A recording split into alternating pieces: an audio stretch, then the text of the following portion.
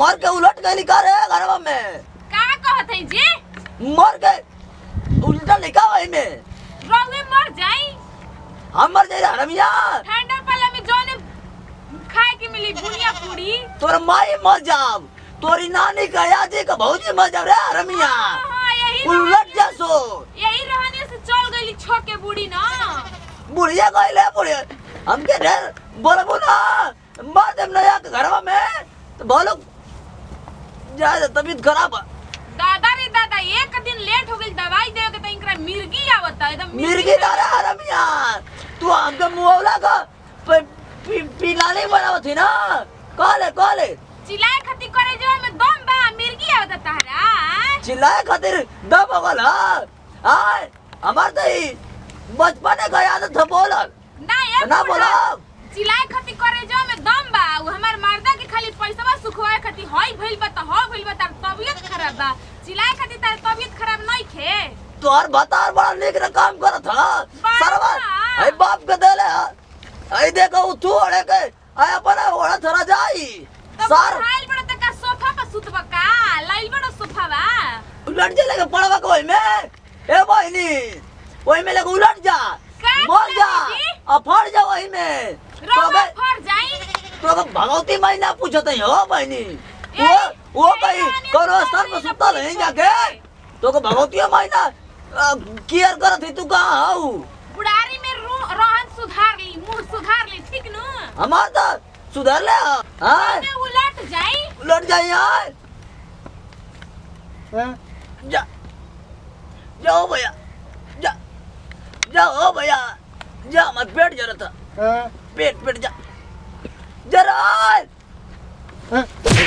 जा बाप भाई बतावो भला करेजा हो जाता बोले खाती एक दिन दवाई दे तोरे माई के करे जवा खैलाई हो बहनी तोहार करे जवा खैलाई क्यों मटका खैलाई भैंसवा का खा के वो सरवा कछु ने फुल्ला था तू तो फुलता हो। यही से छोके चल गईली बूढ़ी चल गईली।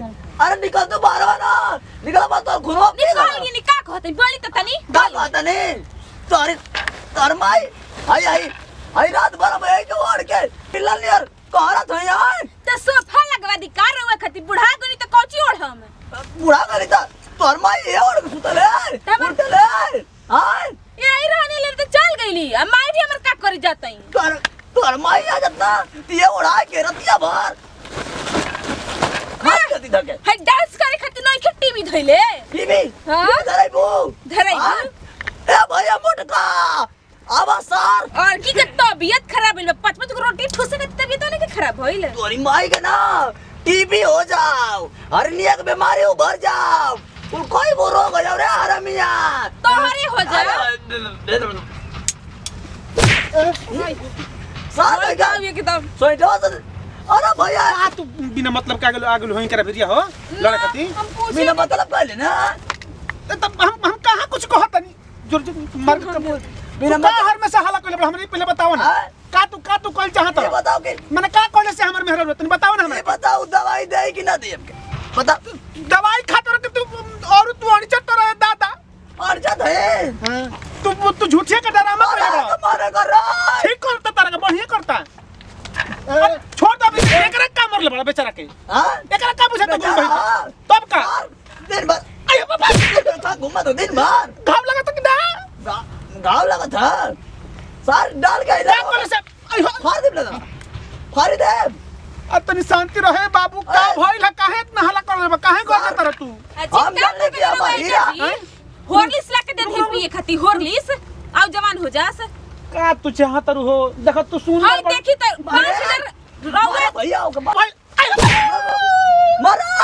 मार लो दो सके देखो तई अरे रुक बा तू खटिया में खुशी है दादा डरो के मत बोल रे कैसे मारी हां इतना सुंदर भी कहीं भाग गई तबे दादा अरे सरवा फिर भी आकर ओए हो दादा को फिर भी आकर मार फिर भी आकर बनू मार तो काहे इतना हल्ला कइले बड़ा हम बियाह दोसर ना करे बसन मेहरारू हमर मिली कहीं गुदे में सुजो गुदे में का भइला बताओ का भइला काहे इतना हल्ला कइले बड़ा अरे भैया हम रात भर एक सवेरे से दवाई मांगती है बहनी।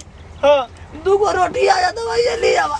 हाँ लो अरे भैया लगल नानो हंस रे। अरे बाबूजी को ललटेनिया दे रहे नहीं तो फिर छोड़ जा दो एकरा का पूछा तो तुए बताओ ना का भइल ते बताइबा हमरा से का भइला। कहलिए ये बहनी हां 2 गो रोटी।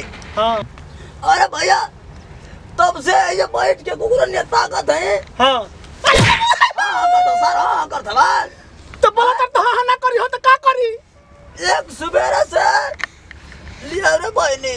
हां फिर आकर मेरे अरे तो हां पागल हो का रही रे राउरी ने बाबू दिमाग में बात ठीक बाकी ना तो तू बोलबा बच्चे तो हां ना करी करी ना। तोहरा बुखार नहीं खेलगल तू डरामा लेके उठल बड़ तू हमरा मेहरौला के भगावल चाहत रह जनक ने तोहर तू बगल जा भाग